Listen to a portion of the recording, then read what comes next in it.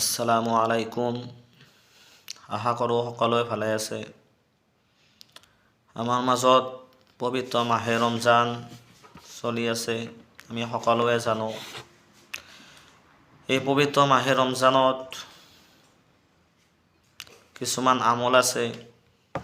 আমাৰ দোনো জাহানৰ বাদশাহ ৰহমাতুল্লিল আলামিনক আল্লাহ পাক ৰব্বুল আলামিনে কিছুমান আমল দিছিলে।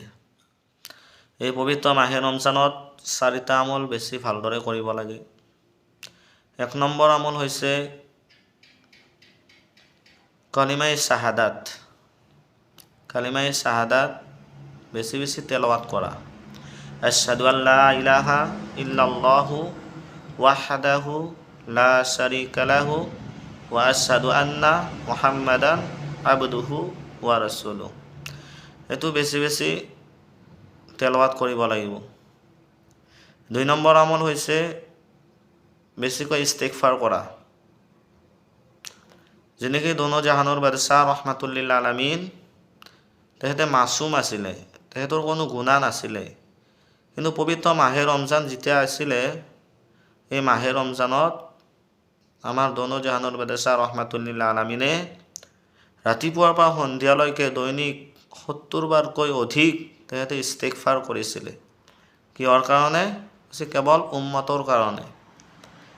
আমিও কি কৰিব লাগিব? এই পবিত্ৰ মাহে ৰমজানত বেছি বেছি ইস্তিগফাৰ কৰিব লাগিব।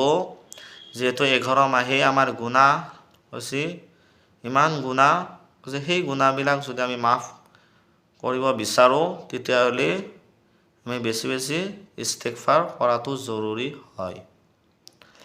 আৰু 3 নম্বৰ হৈছে জান্নাতৰ আশা কৰিবলৈ দিছে। জান্নাতৰ আশা কৰিবলৈ দিছে, আৰু এনেকুৱা জান্নাতৰ আশা কৰিব দিছে, জান্নাতুল ফিৰদাউছৰ আশা কৰিবলৈ দিছে। আৰু 4 নম্বৰ হৈছে জাহান্নামৰ পৰা কেনেকৈ বাচিব পাৰোঁ। এই পবিত্ৰ মাহে ৰমজানত যেহেতু গুনাহ আৰু গুনাহ কৰিলেই আমি সকলোৱে জানো আমাৰ নিশ্চিত জাহান্নাম হ'ব।